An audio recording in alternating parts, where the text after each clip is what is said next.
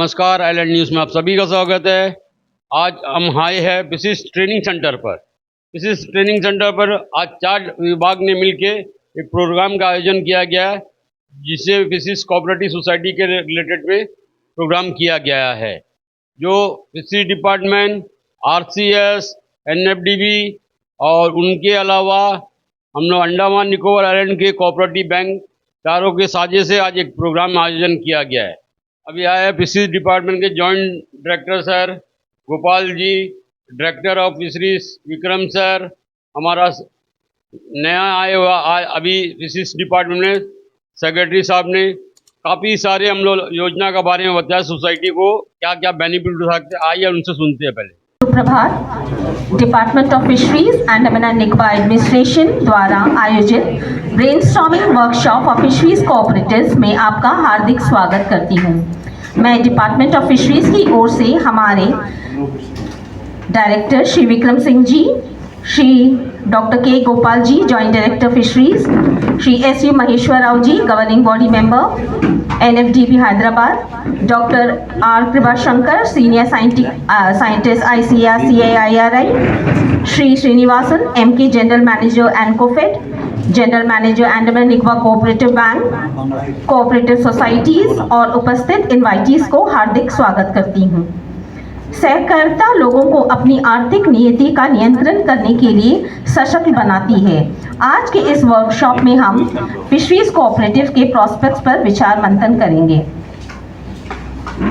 कार्यक्रम को शुभारंभ करते हुए मैं अभी सभी उपस्थित मुख्य अतिथियों से अनुरोध करती हूं कि वे दीप प्रज्वलित करें और इस ब्रेनस्टॉर्मिंग वर्कशॉप का आगाज करें।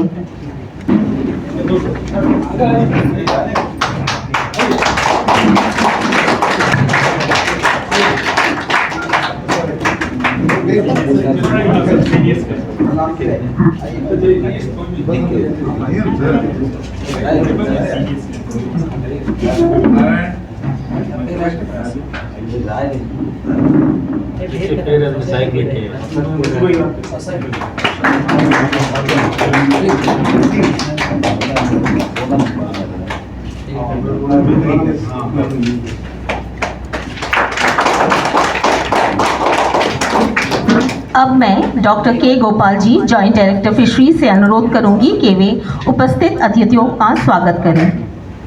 नमस्कार आप सबका। कि आज बड़ा उल्लास का दिन है कि बहुत दिन के बाद कोऑपरेटिव्स के इतने सारे मेंबर्स यहाँ पर देखे हैं। सबसे पहले मैं आप सबका, जो भी उपस्थित डायरेक्टर साहब, डिपार्टमेंट ऑफ फिशरीज, कोऑपरेटिव्स के मेंबर्स, जितने भी कोऑपरेटिव्स के एपेक्स बॉडीज़ हैं, फेडरेशंस के, और हमारे डिपार्टमेंट के जो भी ऑफिसर्स और तमाम सारे वो टीम जो इसके पीछे पिछले एक हफ्ते से लगे हुए हैं इस कार्यक्रम को सक्सेसफुल बनाने के लिए, उन सबका स्वागत फिशरी डिपार्टमेंट की ओर से। आज का ये जो दिन हम यहाँ पर उपस्थित हुए हैं, इसका कारण यह है कि पूरा एडमिनिस्ट्रेशन चाहता है कि पूरा फिशरी सेक्टर ग्रो करे। इसी सिलसिले में बाकी सेक्टर से भी हम बात कर रहे हैं, लेकिन कोऑपरेटिव्स का बहुत दिन से क्या हो रहा है कि कोई प्रोग्रेस नहीं दिख रहा था। बहुत दिन से बहुत सारे कोऑपरेटिव्स हैं, नियर अबाउट 200 से ज़्यादा कोऑपरेटिव्स हैं, लेकिन उसमें कोई अचीवमेंट या कोई प्रोग्रेस नहीं दिख रहा था। तो CS साहब के निर्देश द्वारा हम फिशरी डिपार्टमेंट में डायरेक्टर साहब और सेक्रेटरी साहब के निर्देश से ये प्रोग्राम ऑर्गेनाइज किए हैं कि बहुत सारे जो प्रोग्राम स्कीम्स हैं डिपार्टमेंट ऑफ फिशरीज में, जैसे PMMSY हो गया, प्लान प्रोग्राम हो गया, इस सब में जो है कोऑपरेटिव डिपार्टमेंट एलिजिबल है। लेकिन हम लोगों को ये देखना पड़ रहा है कि बहुत सारे बेनिफिशरीज आते हैं, लेकिन कोऑपरेटिव्स का उसमें जो इन्वॉल्वमेंट है बहुत कम है। हालांकि कोऑपरेटिव्स का नंबर ज़्यादा होना चाहिए और कोऑपरेटिव्स का इन्वॉल्वमेंट होना चाहिए, तभी एक ग्रुप में काम करेंगे तो बड़े बड़े प्रोजेक्ट्स को हम कर सकेंगे। PMMSY में जितने भी स्कीम्स हैं यहाँ अंडमान में जो भी चल रहे हैं, सबके लिए कोऑपरेटिव सोसाइटी जो है एलिजिबल है। इसमें आप छोटे से छोटे कोई प्रोग्राम का हो, स्कीम का हो, या बड़े से बड़ा, जैसे डीप सी वेसल का हो गया या पॉन्ड का हो गया, अब किसी भी स्कीम में अगर कोई कोऑपरेटिव अप्लाई करना चाहता है वो एलिजिबल हैं और उनको उसी तरह के बाकी जो सब्सिडीज दिया जाता है जनरल और वुमेन को, उसी प्रकार से कोऑपरेटिव्स को भी सब्सिडी दिया जाता है। हमारे बीच में हमारे सेक्रेटरी फिशरी श्री विश्वेंद्र जी थोड़ी बिजी शेड्यूल में हैं, तो अभी थोड़ी देर के बाद में हमारे साथ उपस्थित होंगे। अभी मैं श्री विक्रम सिंह जी डायरेक्टर फिशरी से आग्रह करती हूँ कि वे उपस्थित सभागण को संबोधित करें। नमस्कार सभी लोगों को, फिशरीज डिपार्टमेंट की तरफ से मेरा सिंसियर थैंक्स। आरसीएस डिपार्टमेंट के ARCS इंस्पेक्टर, सब इंस्पेक्टर्स को, हमारे कैरी से आए रिस्पेक्टेड साइंटिस्ट साहब को, महेश्वर जी को, फिशरीज लीडर्स को एंड आप सभी लोगों को। आप सभी लोगों के बारे में अभी तक ये कहा जा रहा था कि हमारी 46 फिशरीज कोऑपरेटिव डिफंक्ट हो गई हैं, और मैं ये रिक्वेस्ट करूँगा प्लीज़ आधे घंटे के लिए फ़ोन अपना साइलेंट कर दीजिए। ये आज का दिन है, बहुत बड़ा वाटरशेड मोमेंट है। वाटरशेड मोमेंट क्यों है? आप लोगों की फाइल्स को, फिशरीज कोऑपरेटिव की जो फाइल्स को जो अभी तक ऐसे बंद करके ऐसे रख चुके थे आरसीएस डिपार्टमेंट, फिशरीज डिपार्टमेंट, आज से वो दोबारा खुल रही हैं फाइलें, और उसके लिए आप सभी लोग आए। आप लोग फिशरी से रिलेटेड है, हम सबसे बड़ा एक्सपीरियंस है, इसलिए बस आज आप लोगों को बुलाया गया, सो दैट जो भी आप लोगों की रिक्वायरमेंट्स है, डिमांड्स है फिशरी रिलेटेड ट्रेनिंग के लिए, वो उसके लिए आज से हम स्टार्ट कर रहे हैं। मैं भी देख रहा हूँ, तो मैं पूरे कॉन्फिडेंस के साथ मैं हमारे फिशरीज लीडर के माध्यम से, सोशल मीडिया के भी माध्यम से ये 3 बातें कहना चाहूँगा कि बहुत सारी फिशरीज रिगार्डिंग स्कीम्स हैं जिसके अंदर हमारे पास लोन की भी स्कीम्स हैं, सब्सिडी की भी स्कीम्स हैं एंड अदर एक्टिविटी से रिलेटेड भी स्कीम्स हैं, जो कि CS सर भी चाहते हैं कि आप लोगों को दिया जाए और आप लोग बढ़ चढ़कर उसमें हिस्सा लें, और जो भी ट्रेनिंग आप लोगों को चाहिए, जिस भी तरह की ट्रेनिंग फिशरीज डिपार्टमेंट वचनबद्ध था, है और रहेगा, उसी तरह की ट्रेनिंग आपको इम्पार्ट कराने के लिए। उसके लिए राजू जी ने हमको आप सबसे पूछ के एक पूरी लिस्ट दी थी कि डिगलीपुर से लेके कैम्बल बे तक जिसकी जो रिक्वायरमेंट है उसके अकॉर्डिंग कुछ तो ट्रेनिंग हमने आज 1 डे सेशन के अंदर इंक्लूड करने की कोशिश की है। जो बची हुई जो थोड़ी बड़ी ट्रेनिंग्स रहेंगी वो अगले 15 दिन के अंदर, जैसे हम लोगों का जो एक एनुअल कैलेंडर है उसके अकॉर्डिंग जब हम चलते हैं, उसमें आप लोगों को स्पेशल सीट दी जाएगी जिसके अंदर आप लोग आके हमारे डिपार्टमेंट की ट्रेनिंग का फ़ायदा ले सकते हैं। दूसरी बात साहब, कल ही हम लोग एक ये PMMSY KCC स्कीम्स, इसके बारे में तो आप जानते ही हैं, बस एक मिनट में बोलना चाहूँगा। PMMSY स्कीम में 26 कंपोनेंट्स हैं, जिसमें छोटे स्कूटर से लेके बड़े से बड़े बोट बनाने के लिए महिलाओं को 60% और पुरुषों को 40% तक की सब्सिडी मिलती है। सब्सिडी, हाँ, पैसा एक बार पहले हम ही लोगों को देना होता है, उसके बाद वो आप लोगों को रिएम्बर्समेंट मिलता है, लेकिन उसके लिए भी लोन मिल जाते हैं। हमारे बैंकर्स आए हुए ये भी बताएंगे, पहली बात। दूसरी बात, बहुत सारे लोगों ने PMMSY स्कीम में फ़ायदा उठाया है। छोटा 2 wheeler, 3 wheeler, ice plant, cold storage काफ़ी खुले हैं, तो आप सब लोगों से भी रिक्वेस्ट है कि उसमें ज़्यादा से ज़्यादा आगे आइए। दूसरा है KCC लोन। KCC लोन आप लोगों के लिए वर्किंग कैपिटल की तरह है, हालांकि वो 1 टाइम ग्रांट नहीं है, 4% इंटरेस्ट रेट लगता है बस, लेकिन आपको लोन बहुत ही ईजीली मिल जाता है उसमें। और मैं बात करते करते ओमकार जी से पूछना चाहूँगा, वो जो हमने KCC कार्ड, प्लीज़ बैठे, KCC कार्ड जो बनने थे उनका क्या स्टेटस रहा? कंप्लीट हो गया, वो आप कब तक दे देंगे? सर आपको फंक्शन कराएंगे? हाँ नहीं, वो तो होगा। कार्ड्स हमारे कब तक दे देंगे sir, on the spot ready हैं हमारे Yes, पास? yes, देखिए ये क्या है साहब, मोटी सी बात ये केसीसी लोन्स, केसीसी लोन आपको महिलाओं को खासकर जो कि मच्छी बेचते हैं उनको 17,000 रुपये से लेके 2 लाख रुपए तक का लोन, 2 लाख रुपए तक का किस चीज़ का, ये आप लोगों से भी ज़्यादा रिलेटेड होगा। जो भी आदमी फिशरीज कोऑपरेटिव अगर अपनी मच्छी को बेचने के लिए एक छोटी सी दुकान एस्टेब्लिश करना चाहता है, रेडी ठेला स्टॉल करना चाहता है, उसको बिना कोई चीज़ गिरवी रखे हुए 2 लाख रुपए तक का इंस्टेंट लोन है। और अब हम डिपार्टमेंट, आरसीएस डिपार्टमेंट और एग्रीकल्चर मिलके ये केसीसी कार्ड बना रहा है जो कि आप लोगों के पास रहेंगे हर वक्त जेब में, जिसमें 2 लाख रुपए तक की लिमिट रहेगी अलग अलग बंदों के अकॉर्डिंग। और आप कभी भी जाके बैंक में से वो पैसे निकलवा सकते हैं। अभी तक क्या होता था, आप लोग फॉर्म भर के देते थे, 15 दिन में वो प्रोसेस होके पैसे वापस आपके अकाउंट में आ सकते थे। 200 लोगों ने 200 फिशर्स ने साउथ अंडमान के अंदर अप्लाई कर दिया है। उनके कार्ड एसबीआई बनाने लग रहा है 170 के, 30 के Andaman Nicobar state cooperative bank बना है, ठीक है, 42 इनके पास हो गए। तो इस तरह के कार्ड आप लोगों को रेडी करेंगे। उसके साथ साथ हमने 2 से 3 जो अपने फील्ड में काफ़ी अच्छा काम करने लग रहे हैं, पोटैया, मोनसून फिशरीज वाले और एक अकील, इन सबको भी बुलाया है सो दैट ये लोग भी अपने एक्सपीरियंस को अब आप लोगों के साथ साझा कर सके, जिसकी वजह से आपको भी एक रूपरेखा मिले। और थर्डली हम लोग तो यहाँ पर होंगे ही, आपके जो भी इश्यूज़ हैं फिशरी के साथ रिलेटेड, आरसीएस के वर्किंग कैपिटल लोन के बारे में ना पूछते हुए, उसके अलावा जो भी आपकी फिशरी रिलेटेड रिक्वायरमेंट्स हैं, डिमांड्स हैं, उसके लिए हमारी पूरी फिशरीज़ की टीम रहेगी आप लोगों को बताने के लिए।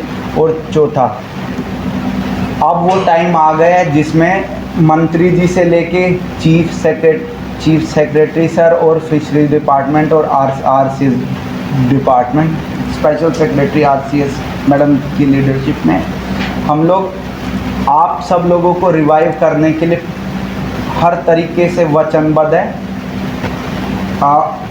फोर्थ बात, अभी हम लोगों ने ना ये फिशरीज डिपार्टमेंट के अंदर 35 वुमेन को फ़िश वैल्यू एडिशन की ट्रेनिंग दी थी, जिसके अंदर हाइजीनिक हैंडलिंग ऑफ फ़िश, किस तरह से उसे रोस्ट करें, क्या कौन कौन से फूड प्रोडक्ट्स बनाएं, उसकी ट्रेनिंग दी।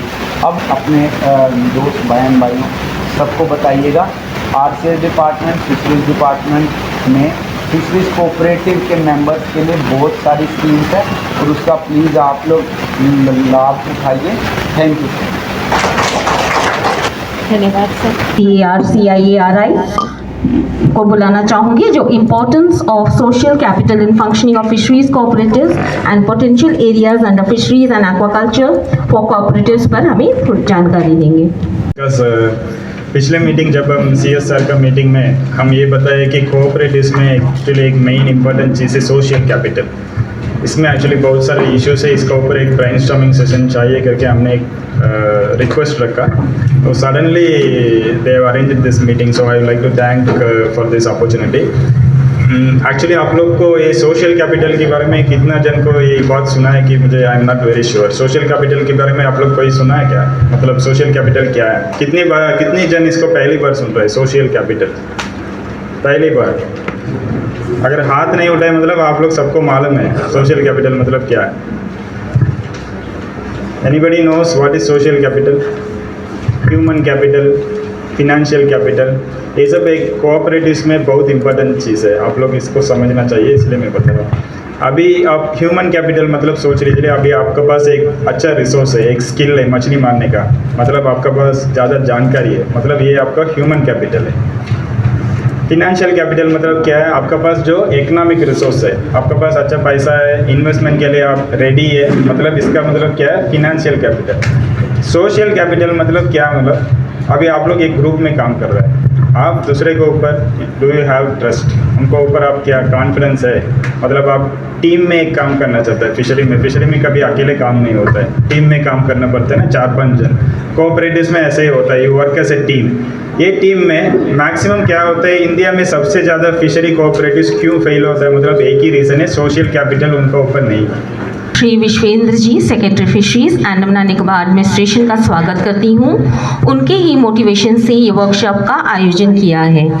उन्हें हम डिपार्टमेंट ऑफ फिशरीज की ओर से फिश बाउल प्रेजेंट करते हैं। स्वागत है सर। मैं सेक्रेटरी सर से अनुरोध करूंगी कि वे उपस्थित सभागण को संबोधित करें। सबसे पहले नमस्कार और मेरी माफ़ी कि मैं लेट आने का रीज़न ये था कि सीए साहब ने एक प्रेजेंटेशन करने को दिया, तो आप लोगों के समक्ष लेट आने के लिए मुझे आपको माफ़ी। ठीक है। अच्छा, दूसरा जो मेरे लिए इम्पोर्टेंट है, सबसे पहले आपसे ये समझना कि आप इस ट्रेडिशन में जनरेशन से है। तो अभी जैसे हमारे एक्सपर्ट ने बताया का एक्सपीरियंस क्या है। फिशरी सोसाइटी का सेक्रेटरी हूँ सर। इधर का फिशरीज कोऑपरेटिव सोसाइटी 2004 सोनाम तक बहुत अच्छा चलता था। ममता उन्हें से आरसीसी डिपार्टमेंट का ARCS बैठा है, उनको पूछ लीजिए।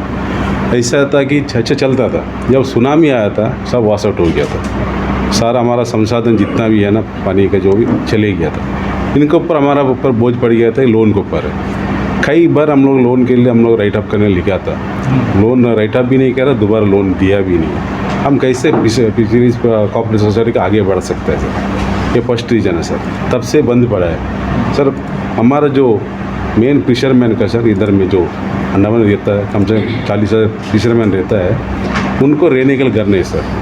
क्या रहने के घर हाँ घर नहीं है। हाँ। पहले 1989 तक सेटलमेंट देता था सर, फिशरमैन को 1989 तक सेटलमेंट देता था। इसका बाद डिपार्टमेंट बंद कर दिया, मॉडल विलेज लेकर आया, इसका बाद बनाया नहीं। तब से हमारा फिशरमैन सर किराए घर में रहता है। किराए घर में रहने से उनको ऊपर बहुत दबाव होता है सर, किराए बांधने के लिए। आप कुछ भी करो, मच्छी बिक्री करो नहीं करो, उनको किराया देना पड़ता है, वो एक दबाव पड़ता है। और इसका बाद में सर हमारा बच्चा लोग एजुकेशन में भी बहुत बड़ा इफेक्ट पड़ता है। हमारा बच्चा लोग एजुकेशन है सर, इधर हमारा फिशरमैन को जनरल कैटेगरी में फेंक के रखा है। सारा स्टेट में फिशरमैन को OBC है, ST SC में बहुत कुछ है। अंडमान में तो OBC नहीं, हम लोग को जनरल में फेंक के रखा। हमारा बच्चे लोग बोलता है कि हम पढ़ के क्या करेंगे, हमको तो वही काम करना, मच्छी काम करना, वही सर एजुकेशन एकदम बैक सर। इन्हीं का कारण से सर हमारा जितना भी जो स्कीम है सर, अभी PM प्रधानमंत्री मत्स्य संपदा योजना स्कीम है सर, वो तो स्टेट गवर्नमेंट के हिसाब से स्कीम बनता है सर। यहाँ तो समुद्र है, यहाँ में तो कल्चर का ज़्यादा नहीं है, हमारा समुद्र काम करने का स्कीम नहीं है, हम कैसे करेंगे। हमारा पास ज़मीन ही नहीं है, घर ही नहीं है। अभी एग्जाम्पल है sir, cooperative society 130 society sir, एक सोसाइटी के पास एक ऑफिस रूम नहीं सर, एक आउटलेट नहीं है अपना काम करने के लिए। हम कुछ आचार का काम कर सके, हम कहाँ से करें। हम तो रहता है 2 रूम का घर में रहता है, एक फिशरमैन रहता है 2 रूम घर, उसमें हम कैसे काम करेंगे। कोई लैंड के लिए बोले से हमारे पास लैंड नहीं, RC डिपार्टमेंट पैसे बोले से हमारे पास पैसे नहीं, तुम काम कर, कैसे काम करेंगे सर। ठीक। खुद तो ब्रॉडली जो आपकी बात मुझे जो समझ आई वो ये है कि इसको वाइब्रेंट बनाने के लिए जो हमारे RCS डिपार्टमेंट है उससे हमारा इंटरफेस स्ट्रॉन्ग होना चाहिए। बाकी जो लाइन डिपार्टमेंट्स हैं जैसे एजुकेशन हो गया, अर्बन डेवलपमेंट हो गया, अगर आप अर्बन एरिया में हैं, रूरल डेवलपमेंट हो गया, तो उसके लिंकेजेस को स्ट्रॉन्ग करना चाहिए और उस एस्पेक्ट पे काम करने से होलिस्टिक डेवलपमेंट हो सकता है। आपका कहने का मतलब ब्रॉडली यही है, सबका यही कहना यही है ना। मैं बिल्कुल नया हूँ इस डिपार्टमेंट में, इस सेक्टर में पहली बार काम कर रहा हूँ। इसके काम को समझने के लिए सबसे इम्पोर्टेंट फीडबैक हमारे गुरु आप होंगे, उसके बाद हमारे डिपार्टमेंट के सहयोगी होंगे। तो आप लोगों ने जो अभी ये बात बताई, ये मेरी आज से टॉप प्रायोरिटी होगी। जो काम डिपार्टमेंट का करना है वो काम डिपार्टमेंट का मैं करूँगा, वो तो हम सारे लोग मिलके करेंगे। और जितनी तेज़ी से हम कर सकते हैं उससे ज़्यादा तेज़ी से करेंगे। लेकिन आपने जो बात बताई वो डिपार्टमेंट की परिधि मतलब वो बाउंड्री के बाहर का है, लेकिन वो बहुत ज़रूरी है, क्योंकि वो ज़रूरी होने से वो आपका लाइफ को इम्पैक्ट करता है। इम्पैक्ट बोलने से माने टच करता है। आपके बच्चा का पढ़ाई बहुत इम्पॉर्टेंट है, आपका फाइनेंशियल रिसोर्सेज बहुत इम्पॉर्टेंट है। तो वो कैसे आपके पास लाया जाए, इससे रिलेटेड जितने तरह से हम उसका मेहनत कर सकते हैं वो हम करने के लिए, जैसा आपके प्रतिनिधि ने बताया, उसको हम लोग डेफिनेटली करेंगे।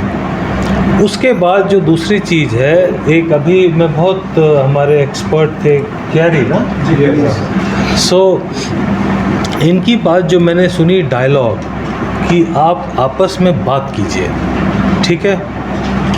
बात करने से एक इन्होंने बड़ा ये लिखा कि जब मेरे सामने कोई चुनौती आती है, चुनौती जैसे आप समझिए कि कोई एक नया समस्या, एक प्रॉब्लम आ गया, तो मैं उस प्रॉब्लम से डर जाऊंगा और उस प्रॉब्लम को सॉल्व करने के बजाय मैं अपने पुराने इसके ऊपर स्टैंड लिया रहूँगा। लेकिन जब हम 5 लोग मिल कर के कोऑपरेटिव क्या है, 5 लोग इकट्ठे मिल कर के एक कॉमन चीज़ को करने की कोशिश करें, तो जब 5 लोग बैठ के बात करेंगे तो उसका सॉल्यूशन निकलेगा। दूसरी चीज़ जो इन्होंने बहुत अच्छी कही, जो मैंने बिल्कुल मुझे एकदम से समझ आई, वो ये था कि सिर्फ अपने अंदर बात नहीं करें, अपने जैसे जो कोऑपरेटिव्स हैं उसके साथ भी बात करें। तो जो उसका बेस्ट प्रैक्टिस है उसको आप अडॉप्ट करें, आपका बेस्ट प्रैक्टिस है वो अडॉप्ट करेगा। डिपार्टमेंट के तरफ से जितना हो सकता है डिपार्टमेंट का वो तो होगा ही, उसका आश्वासन मैं आप लोगों को बिल्कुल काटा ब्लांका अभी दे रहा हूँ। लेकिन आप लोगों की जो समस्याएं दूसरे डिपार्टमेंट से हैं वो भी टेकअप करने की जिम्मेदारी हमारी है, क्योंकि ये फिशरीज़ का एक फैमिली है। फिशरीज सेक्टर को ग्रोथ देने के लिए जब तक इसका एक एक मेंबर स्ट्रांग नहीं होगा, आप सेक्टर को ग्रो नहीं कर सकता।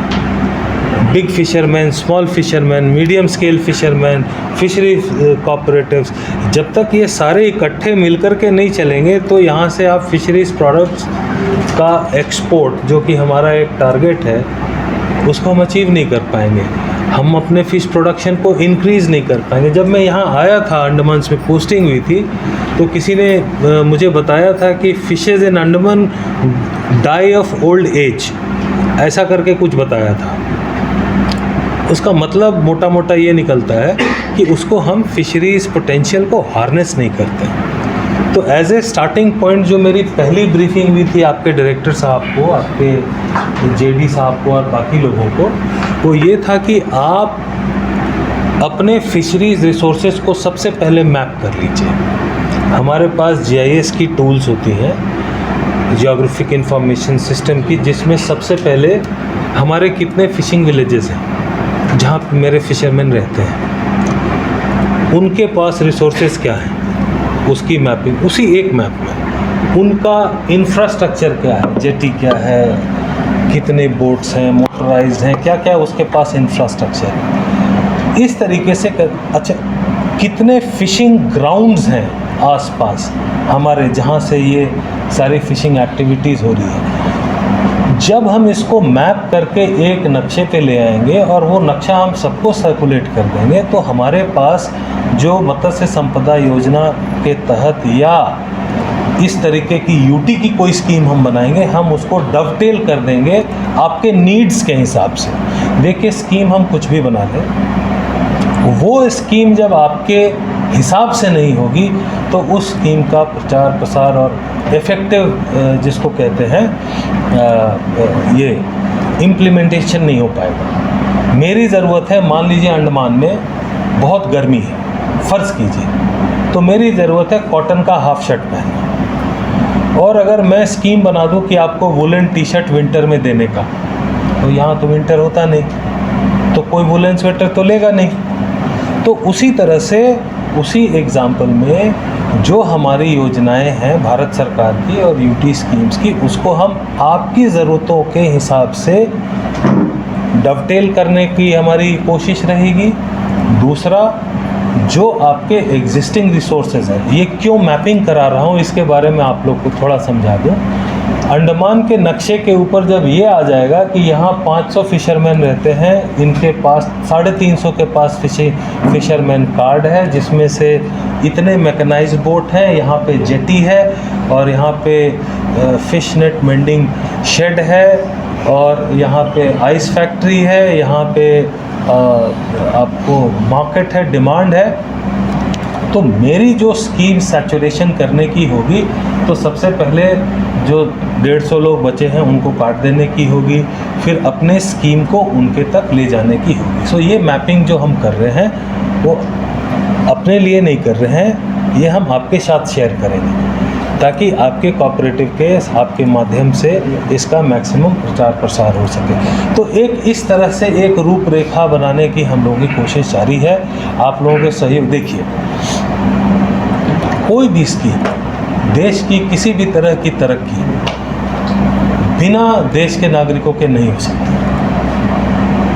अगर डिपार्टमेंट के 20 लोग 7 कदम उठाते हैं तो 40 कदम होता है, लेकिन आपने कहा अगर अंडमान के 40,000 फिशरमैन एक साथ एक डायरेक्शन में कदम उठाएंगे तो 80,000 स्टेप्स होंगे और वो 80,000 स्टेप्स बहुत ही शॉर्ट टाइम में पूरे फिशरीज सेक्टर को टर्न अराउंड देंगे। तो मेरा आप लोगों से करबद्ध निवेदन है कि आप लोग इस सेक्टर को वाइब्रेंट बनाइए और जितनी भी ज़्यादा कोशिश हो सके इसको फ्रूटफुल बनाइए ताकि आपका भविष्य, आपके बच्चों का भविष्य अच्छा हो सके। हम आपकी कोऑपरेटिव के साथ हम लोगों का कोऑपरेशन पूरा रहेगा। इस आश्वासन के साथ मैं अपना ये जो संबोधन है इसको समाप्त करता हूँ। जय हिंद। तो वो सोच आज से और अभी से टाइम मिला लीजिए। क्या टाइम है? 11:32 से ये सोच बंद होना, ये बंद हो गया। मैं ट्रांसपोर्ट सेक्रेटरी भी हूँ। जी सर। ठीक, ट्रांसपोर्ट सेक्रेटरी होने के नाते मैंने अलग अलग गाड़ियों के ऊपर रिस्ट्रिक्शंस लगाए हुए हैं। आप लोगों को पता होगा, आप लोग देखा होगा। लेकिन मत्स्य संपदा की जितने भी गाड़ियों का आता है वो एनओसी ठक से करके दे दे। ठीक है। तो मैं कोई लिमिटेशन, अगर स्कीम के पैरामीटर्स में कोई भी चीज़ फिट होता है तो उसके ऊपर लिमिटेशन लगाने का अधिकार किसी का नहीं है। तो आप अस्वस्थ रहिए, आपके साथ वैसा व्यवहार नहीं है। मैं जब तक हूँ तब तक तो नहीं हूँ। ठीक है, ठीक है। लेकिन इसके अलावा बैठ जाइए, बैठ के बात ज़्यादा जो चीज़ महत्वपूर्ण है कि आप जैसे मैंने अभी तक यूटी, ये मत्स्य संपदा योजना भारत सरकार की स्कीम है, लेकिन यूटी स्कीम कितनी है उसको मैंने अभी तक रिव्यू नहीं किया। उसको रिव्यू करने के बाद वो जो यूनियन टेरिटरी की जो हमारी स्कीम्स हैं उसको प्रॉपरली रिव्यू करके उसको आपके मुताबिक बनाने के लिए, ताकि उसका आप लाभ ले सकें, है ना। उसकी सारी योजनाएं हम बनाएंगे और उसमें हम पब्लिक कंसल्टेशन करेंगे बनाने के लिए। तो पहले मुझे एक कम से कम 4-5 दिन, 1 वीक का टाइम दे दीजिए ताकि मैं उसको समझ सकूं। उसके बाद उसको, हमारी कोशिश ये होनी चाहिए, देखिए कोऑपरेटिव, जब हम फिशरीज कोऑपरेटिव बोलते हैं इसका मतलब जो आम फिशरमैन है उससे आप एक लेवल ज़्यादा ऑर्गेनाइज्ड है, थोड़ा ज़्यादा एजुकेटेड है, थोड़ा ज़्यादा आपको समझ है चीज़ों की। तो आप लोगों की कंसल्टेशन से और आम जो जनरल फिशरमैन है उसकी कंसल्टेशन से मैं अपने विभाग के साथ हम लोग के एक यूटी स्पेसिफिक स्कीम जो भी है, जितनी भी चल रही है उसको हम रिव्यू कर सकते हैं। बिल्कुल सर। सो ये हम कोशिश करेंगे और प्रॉपरली उसको फॉर्म अप करके लॉन्ग रन में 10-15 साल के इसको करके विल फाइनलाइज। दूसरा जो मैंने एक चीज़ मेरे शुरू के 2-3 दिनों के फिशरीज डिपार्टमेंट में काम करने का जो अनुभव है, एक हमारा एफएलसी है जबरी घाट, उसके साथ हमारा एक मेजर फिशिंग सेटलमेंट कह लीजिए, एक पानी घाट हो गया, सिपी घाट हो गया, उसके ऊपर में सीधा हम चले जाएं तो मेजर कोई अगर फिश लैंडिंग सेंटर हो रहा है, करेक्ट? ठीक। तो अभी सारी एक्टिविटी हमारी जंगली घाट में केंद्रित है, सही? तो मैं ये एक जनरल कंसल्टेशन करके करना चाहता हूँ कि क्या अगर हम इसको डिसेंट्रलाइज करें तो क्या हमारे फिशरमैन को इससे फ़ायदा होगा? क्या उस तरीके की सुविधा जिस जगह पे हम डिसेंट्रलाइज करने की कोशिश कर रहे हैं वहाँ पे अवेलेबल है, और अगर नहीं है तो वो कौन कौन सी सुविधाएं हैं जो आपको चाहिए? तो थोड़ा सा कंस्ट्रक्टिव वे में आप इसको इस पूरे प्रोसेस को अब से मेरा रिक्वेस्ट है स्टार्ट कीजिए, ताकि हम पूरे सेक्टर को एक प्रॉपर इसको फिलिप दे सकते हैं, फिलिप मैंने ग्रोथ दे सकते हैं। तो ये मेरी एक इच्छा है सर। और कुछ किसी को पूछना? गोमार में फिशरमैन बहुत ज़्यादा है और अच्छा काम भी करता है, हमारा डिपार्टमेंट भी अच्छा काम करता है। लेकिन एक चीज़ है कि एक अंडमान में टूरिस्ट और एक फिशरीज अच्छा रोजगार देने का है। अगर फिशरीज को हम अच्छा डेवलपमेंट करेंगे, हम यूथ को इसमें जोड़ें, यूथ को ट्रेनिंग दें, पढ़ा लिखा बच्चा लोग है उनको अगर ट्रेनिंग दे तो उन लोग जो है मच्छी को जो बिजनेस करेंगे। और दूसरा बात है सर, अंडमान में फिशरमैन को जो भी चीज़ है फिशरमैन को रख के अगर हम कोई भी प्लान बनाए, कोई भी स्कीम बनाए, वो अच्छा रहेगा। ठीक। अभी हमारा साथ जो बोला है, ये जो मच्छी प्रधानमंत्री मच्छी योजना का ये जो है मेनलैंड का, अंडमान का सी अलग है, मेनलैंड का सी। अंडमान में जो फिशरमैन को जो डोंगी चाहिए, जो बोट चाहिए, वो तरह बोट बनना है। दूसरा चीज़ है सर, आप इतना आप जो है डिपार्टमेंट से रिक्वेस्ट है सर, अंडमान फिशरमैन को ध्यान में रख के काम करें। इधर का जो सीज है, इधर का जो समुद्र है, वो हिसाब से बोट देना। अभी मेनलैंड का अगर बड़ा बड़ा बोट पैसा वाला आ जाएगा, ये जो अंडमान का फिशरमैन छोटा छोटा फिशरमैन जो है वो सबका कम हो जाएगा। इसको ध्यान में रखिए, कोई भी चीज़ को करता है तो और ये जो बोला फिशरमैन को, ठीक है, पहले फिशरमैन जो है पानी घाट में दिया 62 में, 79 में पानी घाट में दिया था 79 में। क्या दिया था? विलेज, हाँ विलेज। बोट टाउन में दिया 62 में, हाँ ठीक। वो केरला फिशरमैन, ये तेलुगु फिशरमैन, तो उनका बच्चा का बच्चा जो है आज जो है बहुत बड़ा हो गया। बड़ा हो, उनको जो है रहने को घर नहीं। तो हमारा रिक्वेस्ट है कि अगर डिपार्टमेंट अगर नहीं देता है, अलॉटमेंट नहीं करता है, एक मॉडल विलेज कई बार जो है हम लोग जो है ग्राम सभा में डाला, फिशरीज का प्लान में लाया, तो वो चीज़ को कम से कम एक मॉडल विलेज बनाइए।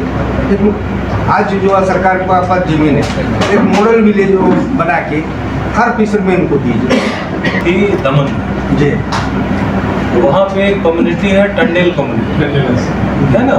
तो Tandels are fisherman of Maharashtra, Koliwada या आपने सुना होगा, वो टंडेल्स।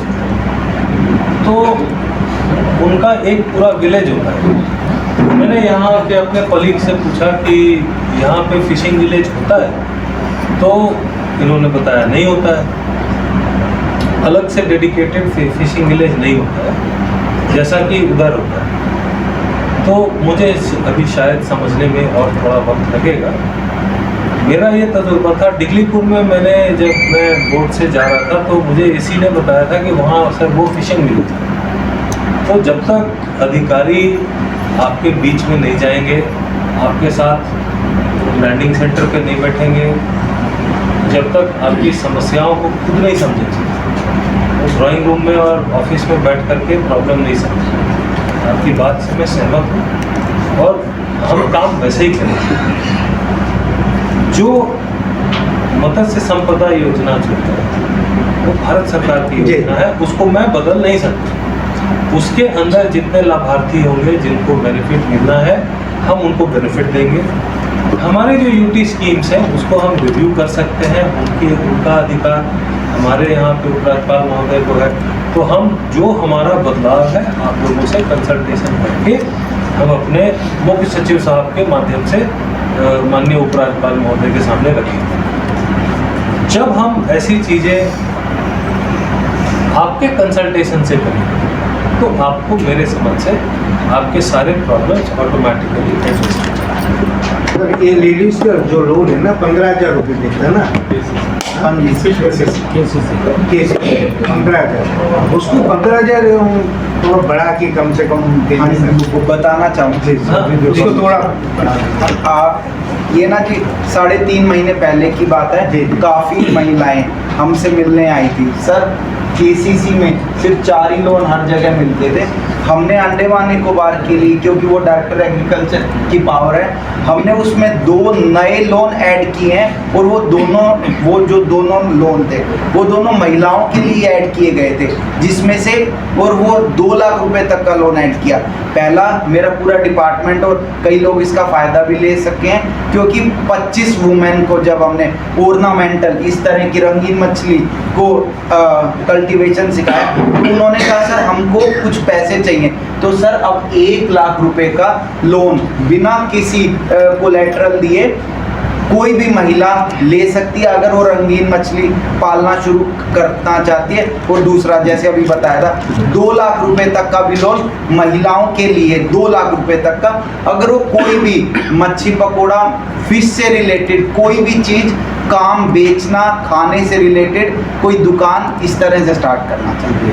तो आपने बिल्कुल ठीक कहा। हमने वो 2 मैडम भी हैं यहाँ पे, Andaman Nicobar state cooperative bank के लोग भी हैं, वो दोनों लोन स्टार्ट भी हो गए हैं। हिरण्य नाम का है वो बंदा, उसने ले भी लिया है एक। और अगर इसके अलावा जो भी आप लोग वुमेन स्पेसिफिक लोन ऐड कराना चाहते हैं तो सर की लीडरशिप में हम बिल्कुल ऐड करें। इसको ब्रॉड बेस करने की हमारी पूरी ये है। और मैंने ये जो ट्रेनिंग थी और थोड़ा एग्रेसिवली इसको करके ज़्यादा से ज़्यादा लोगों को इकट्ठा करने की, कुछ और सोच रहे हैं क्या? हाँ? आप ही से पूछ रहा हूँ बाहर कहीं और नहीं। मैंने कहा मैं आपसे बात कर रहा हूँ। मैं ये कह रहा था कि इसको ब्रॉड बेस करके इसको पीपल सेंट्रिक पॉलिसी मेकिंग बनाने की कोशिश करें। एक नई इनिशिएटिव है, मुश्किल होगा, लेकिन अगर मिलजुल के बैठ के काम करेंगे तो हम लोग सक्सेसफुल भी होंगे। नहीं, और उसमें आप जैसे लोगों की बड़ी ज़रूरत है। पूछिए क्यों? क्वेश्चन बहुत बेसिक है, क्योंकि आप यूथ हैं। यहाँ पे मैंने जो देखा सारे लोग मोस्टली, आप लोग थोड़ा माइंड मत कीजिएगा, आप जितने लोग हैं थोड़ा सा एज में ज़्यादा है सर, इसीलिए हम बोले यूथ को इसमें जोड़ने के लिए। इसीलिए मेरा ध्यान आपने कहा यूथ को जोड़ने बोला सर, आप समझ गए। इसीलिए मेरा ध्यान सीधे मैं यहाँ ढूंढना शुरू किया तो मुझे 3-4 यूथ दिखे, वो भी सबसे पीछे हैं। और जब मैंने यूथ देखा, यूथ कमरे बाहर देख रहा है, चलो और भी अच्छा है। सो आप और आपके जैसे दोस्त, आपका जो सेगमेंट है, ये सेगमेंट जब इंटरेक्ट करेगा, अपने इश्यूज पे बात करेगा, तो यहाँ का फ्यूचर ब्राइट है। आपका पोटेंशियल कितना है। आप नॉर्मल किसी भी तरफ सेलिंग में जाओ, मतलब बड़ी बड़ी मछलियाँ ऐसे वो पानी के बाहर जंप मार रही है, मुझे तो ज़्यादा पता नहीं है। 15 दिन महीना गुजरने दीजिए, फिर मैं मास्टर हो जाऊँगा, इतनी मेहनत कर लूँगा मैं। पर आप लोगों की सपोर्ट कीजिए। You are the future. और आपका इन्वॉल्वमेंट पॉलिसी में आप इनको इन्वॉल्व कीजिए through the cooperatives other than cooperatives. It's a very valid point raised by gentleman sitting. ठीक है सर, मेरे थोड़ा से सुझाव भी रिक्वेस्ट भी सर। सुझाव बोलिए, रिक्वेस्ट का सर। अभी हमारा फिशरमैन है सर, मछली मार्केट में बैठ के काम कर रहा है सर। तो फिशरमैन है, फिश लैंडिंग जेट्टी में रहता है सर। अभी हमारा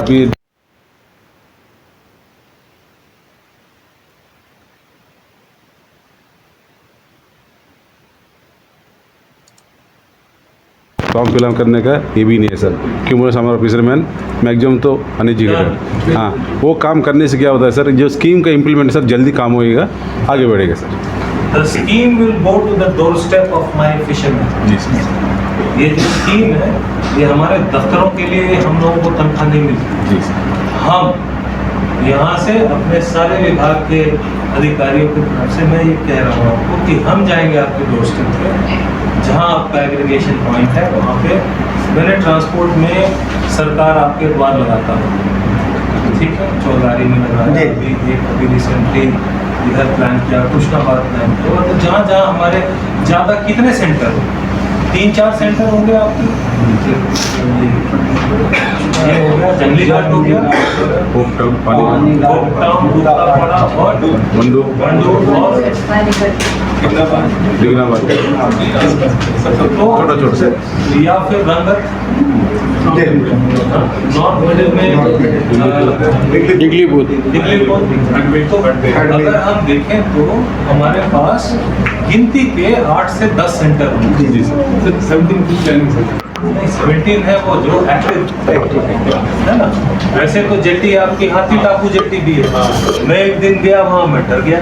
मतलब मैं आपको एक बता रहा हूँ, जो आपके एक्टिव सेंटर्स हैं हम वहाँ जाएंगे और आपके जितने भी तरह की स्कीम्स हैं हम आपको वहाँ पे डिपार्टमेंट अपने एंड से आपके फिशरमैन को रीच करेगा और जो डेफिशिएंसी होगा डिपार्टमेंट पूरा कराएगा। तो ये एक एक्सटेंज है, ये एक बदलाव आपको एक 7-8-10 दिन के अंदर दिखेगा। नहीं, हमारा पानीघाट में जो है सर, अभी वहाँ का लड़का जो है फिशरीज का बसीर है, वहीं जो भी फॉर्म है सब भर दीजिए, उसी जमा ले लीजिए, वहाँ से जो है यहाँ पर एक ऑर्गेनाइज कीजिए कैंप्स हर जगह और उस कैंप का कैलेंडर बनाइए और कैलेंडर बना के हर फिशिंग सेंटर में लगाइए और उसको फॉलो कराइए, ठीक है। कल को कोई बोलेगा कि आपने मेरे फिशिंग साइकिल में मुझे इंटीमेट किया, तो मैं उस फिशिंग साइकिल के बाहर बांटूंगा, ठीक है, और हम भूलने नहीं देंगे, उसकी चिंता नहीं। सर समय का थोड़ा है ना सर, सुबह बोलने से समय जितना एक्टिविटी है ना सर सुबह करते हैं मेरे पास सर, इसलिए थोड़ा समय 1 घंटा बढ़ा देंगे सर, 11 बजे, ठीक है, शाम को। तो वो आप लोग से कर सकते। आप बताइए पीछे पूरा पानी का प्रॉब्लम है, देखने में पीने का पानी प्रॉब्लम है। टांकी सफा करने के लिए बहुत सारे डायरेक्टर साहब के आए, तपंग साहब के बहुत सारा आया था, असिस्टेंट डायरेक्टर सौतन मंथ असिस्टेंट, टांकी सफाई नहीं हुआ, पीने का पानी नहीं है सर। फिशरमैन को पीने के जाने का, वो फिशिंग करने के लिए जाने के टाइम पानी चाहिए, राशन भी चाहिए, तो कम के राशन भी ले देते, पानी का पीने चाहिए, पानी के पहले टांकी पूरा पास होगा, टांकी पूरा गंदा हो गई सर। ठीक बताओ। PWD को तीन बार टेंडर करने के बाद कोई नहीं आया, फिर हमने 3 दिन पहले जो हमारा कंस्ट्रक्शन हो रहा है ना वहाँ पर, जो हमारा डिपार्टमेंट का उसी काम में लेकर 5 मजदूरों को उसकी सफाई के लिए लगाया सर। ये हमारे फ्राइडे सैटरडे तक, उससे पहले ही आपकी पूरी क्लीनिंग हो जाएगी सर, हो गया इस हफ्ते। अदर देन दैट, ये जो छोटे छोटे इश्यूज हैं, जैसे पानी की टंकी साफ कराना, ठीक है, पानी का टंकी नहीं है, ये रॉकेट साइंस नहीं। इसके लिए मैं एक चिट्ठी लिखूं PWD को, और ये मैं इसको चिट्ठी लिखूं और वो हो उसमें 1 महीना निकल जाए, that is not the way directorate should function. हम लोगों के प्रॉब्लम्स को इमीडिएटली सॉल्व करने का अप्रोच है। तो आपके पास जैसे इम्प्रेस या इस तरीके का जो भी है, अगर पानी का प्रॉब्लम हो रहा है किसी पर्टिकुलर जेट्टी में, 1000 की 2 टंकी खरीदो जिससे इमीडिएट रिलीफ तो मिल जाएगा। So that approach should be, और उसके अंदर पानी को सोर्स करने का मैकेनिज्म बना लीजिए। इट इज़ अगर आप पानी का टैंक खरीदते हो तो परमानेंट इंफ्रास्ट्रक्चर हुआ आपका। में था आपने जब था कंपनी में लेफ्टिनेंट गवर्नर था, वो टाइम आपने जब पूरे दिन को लेफ्टिनेंट गवर्नर दे दिया, वो टाइम हमको देगनाबाद शिफ्ट करा फिशरमैन, देगनाबाद शिफ्ट करके आए तक अंडमान में, देगनाबाद एरिया से फिशरमैन को आए तक हम लोग का फिश लैंडिंग सेंटर इधर बनाया। खाली एक आदमी को डिपार्टमेंट इसको सपोर्ट करके अभी तक फिशरमैन को हैंड नहीं करा लैंडिंग ड्यूटी। और एक इसमें आके कितना कंप्लेंट करा डिपार्टमेंट, कुछ नहीं करा। अभी भी लैंडिंग सेंटर अपना डोंगी और मैन्युफैक्चर बना के लेता। एक है हम लोग का कितना बार डिपार्टमेंट जाके जूल्स भी निकाला, डिपार्टमेंट हेड ऑफिस गेट में जूल्स निकाला। 2021 में 11 महीना 19 तारीख को निकाला जूल्स निकालना पड़ता, डिपार्टमेंट से कोई आवाज़ नहीं आता। हम लोग का सीओ ओपन है, हम लोग देगनाबाद एरिया में सीओ ओपन है, सीओ ओपन होने से हम लोग का डोंगी नहीं सकता। हम आगे इधर लेकर आता था पेसरी चटनी में, पेसरी चटनी लेगा वो पेसरी चटनी में 91 में बिक्री कर दिया। लास्ट में हम लोग को पीएमपी पास है, पीएमपी पास दिया, एक महीना का 1 साल का 510 रुपये काट दिया था। हम रात भर को बारिश गिरने से भी पानी में जाके फेंकना। ये अभी तक ये लैंडिंग सेंटर हम लोग को हैंड ही नहीं करा पेशरमैन। ठीक और एक है सर, हम लोग 91 से सेटलमेंट बंद कर दिया। पेशरमैन सेटलमेंट है वही लास्ट फाइनल सेटलमेंट निमनगर में दिया था, 21 आदमी को दिया था। वो दिन से सेटलमेंट नहीं दिया था। अभी डिगलीपुर में वही था 93 में दिया था। अभी हम लोग का क्या, हम लोग को फिशरमैन को सारा फिशरमैन को अभी भूखा मारना टाइम आ गया। भाई कैसे मालूम है, सुनामी से मच्छी भी मिलते नहीं। एक बात है, ये लोग कैसे हम लोग को री ओपनिंग करना, कैसा सेटलमेंट री ओपनिंग करके सारा फिशरमैन देने से पहले एक एरिया को 20 आदमी को देता था। कोर्ट पेर अंडर में 20 आदमी को सेटलमेंट देता था साल में, वो भी बंद करके पड़ा।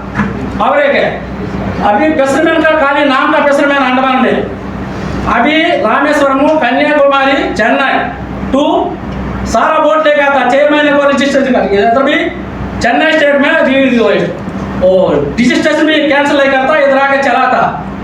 ये डिपार्टमेंट कैसा रजिस्ट्रेशन करता, कैसा लाइसेंस देता, ये था फिशरमैन को भूखा मारना। अभी मच्छी मिलता करके कोई फिशरमैन के अंदर रहने वाला फिशरमैन को पूछा सर, इस तरह चलता। ठीक है, अब हम जो आप बोले उसको मैं बोलूं ताकि मैं समझ के आया कि नहीं, वो आप सब बताना। हाँ बोलिए। नहीं बोलेंगे तो कौन बोलेगा, अब तो मुझे उनसे बात। पहला है कि जो सेटलमेंट 91 में हुआ वो सेटलमेंट का फाइनलाइजेशन नहीं हो रहा है, ये है पहला पॉइंट। ठीक, एक हाँ 91 से 91 में दिया सर, उसके बाद नहीं दिया, नहीं दिया। ठीक। हाँ दूसरा पॉइंट ये है कि मेनलैंड बेस्ड जो फिशरमैन है वो यहाँ आते हैं और वो यहाँ पे फिशिंग करते हैं। हमारे लोकल लोग फिशिंग नहीं कर पाते। एक फिशिंग होने से सर हम लोग का फिशिंग में वो प्रॉब्लम चाहता, इसलिए वो परमानेंट क्या बोलता है, एक लेटर दिया था पहले डायरेक्ट ऑफ फिशरीज में 1.5 साल पहले। ये किसी का नाम में रजिस्ट्रेशन होने से 10 साल सर्टिफिकेट होना, 10 साल इसका नाम में लाइसेंस होना, वो चला सकता। इस तरह नहीं है डिपार्टमेंट अभी। ठीक, चलिए दूसरा ये पॉइंट हो गया। तीसरा पॉइंट क्या बता रहे थे? तीसरा पॉइंट यही हम लोग का फिश लैंडिंग सेंटर का इधर बनाया, 80 लाख में बनाया। खाली एक आदमी जो है ना, एक आदमी बोर्ड बनाकर अपना एंजॉय करता, खाली इधर आप लोग अभी इंस्पेक्शन कर सकता। अभी तो सामने अभी देख लेंगे। हाँ 2 साल हो गया सर, हम लोग हैंडल करेगा करके ये लोग बिना इंटीमेशन का कारण निकाल के काम करता। बोले सर क्या बोले? नहीं ठीक, बिल इसको ये आपके तीनों कंप्लेंट मांगता, बोला सर आपका टेबल में डाल देगा कल आके। इतना कंप्लेंट करा, डिपार्टमेंट कुछ नहीं करा। मुझे पहले एक साथ एक बात है, सौदागर साहब बोला टाइम पे हम करेगा, वो कारण निकाल देगा, ये निकाल देगा, बोला कुछ नहीं हुआ अभी तक। अभी ये कोरावा आएगा, ये कोरावा में काम में बढ़ाएगा, काम में अभी देखो सारा फाउंटेन जॉब कर दिया है पीएमपी गेट में, पीएमपी जेटी में। बोलो पैसा में कैसा आगे जाएगा सर? और एक बात है, और बहुत सीरियस बात है, 7 साल मेरा को वोट पास होगा मेरा मैसेज को 1 करोड़ 22 लाख का। अभी तक वो डिपार्टमेंट अल्लाह गुल्ली करके किसी को 3 आदमी को दिया नहीं लेकर को मालूम है, 10 महीने। देखिए एक सेकंड सुनो, इस तरह करता है। 1 मिनट आप पूछा बोलिएगा तो मुझे भी आप बोलिए। मैं बोलूं? मेरा भी टोन बहुत अच्छा है। सुनो, आपने जो जनरल बातें करी वो बातें सब नोट हो गए, उन सारे के ऊपर कार्रवाई होगी। ठीक है, हर अफसर अलग होता है, मेरे काम करने का तरीका थोड़ा अलग है। ठीक है, वो देख के आपको समझ आ गया। ठीक है ना। अब रही बात आपके अपने बोर्ड की, उसके लिए आप हमको सारी डिटेल लिखिए। अगर किसी अधिकारी की कहीं से भी मुझे गलती समझ आ गई ना, तो यहाँ नीम का पेड़ ढूंढ लीजिएगा, वही होगा लेके आपको दे देगा, अरे इससे ज़्यादा नहीं बोल। आपको कहने का मतलब है उसके अगेंस्ट एक्शन लेना। ठीक है, नो नॉनसेंस आदमी हूँ मैं, ना किसी की सुनता हूँ और किसी की जेन्युइन बात को 100% करता। ठीक है, इस चीज़ को अपने दिमाग में छाप लीजिए। ठीक है, और आपके साथ खड़े होकर के काम कर सकता हूँ। वो अंदर वो है ना, आराम से एसी वेसी वाला ऑफिसर नहीं हूँ मैं, तो चल के एक बार जरा दिखा भी दीजिएगा हमको। ठीक है, ठीक है, थोड़ा देखें तो सही क्या मतलब है असली में असलियत। ठीक है, हाँ? और वो मैं आपके साथ रहूँगा। ठीक है, चलिए आप लोग अभी आए हैं ट्रेनिंग करने के लिए। जी। ठीक है, तो ट्रेनिंग करके जरूर जाना, जरूर आएगा सर। यहाँ भी करना है। हाँ, करेंगे। इधर आएगा, वो जगह पे मेन लाइन पे जाना से गाड़ी है। और सिर्फ अकेले नहीं आना, चिंता मत करना, नहीं, वो सिर्फ- जगह वो आइलैंड में जा सकता, मार जा जाए इसी का सिर्फ अकेले नहीं आना ट्रेनिंग के लिए। वो ये ग्रुप बना के आएगा। हाँ, ग्रुप बना के। हाँ, वेरी गुड। जरूर सर। ठीक है, ठीक। अब मैं थोड़ी देर के लिए आपको- अभी आपने सुना हमारा joint director sir, secretary sir और फिशरीज डायरेक्टर ने जो हिसाब का योजना का बारे में बताया, इसका हर सोसाइटी को हमारा फिशरीज डायरेक्टर और सेक्रेटरी सर ने ये बोला है भरपूर इसका लाभ उठाइए, जिससे अगर आपको कोई भी दिक्कत हो तो हमारा डायरेक्टर ऑफ फिशरीज ने बोला सर हम आपको मदद करेंगे। सोसाइटी को जो बेनिफिट चाहिए, फिशरमैन को जो बेनिफिट चाहिए, सेक्रेटरी साहब भी ऐसी आश्वासन दिए, फिशरमैन को कोई दिक्कत नहीं होगा, जो लोन का जो भी ये दिया जाएगा। और जो बैंक से उनका कोऑपरेटिव बैंक से जैसे रिलेटेड है, कोऑपरेटिव बैंक में भी उनका तरफ से एक संदेश जाएगा कि इनको तुरंत किया जाए, फिशरमैन को, सोसाइटी को जो भी इसका कोई आपत्ति नहीं होना चाहिए बोला है। हम आशा करते हैं आप लोग इसका भरपूर लाभ उठाइए। इसी के साथ मैं बी लोगेश, एल न्यूज़ के साथ धन्यवाद।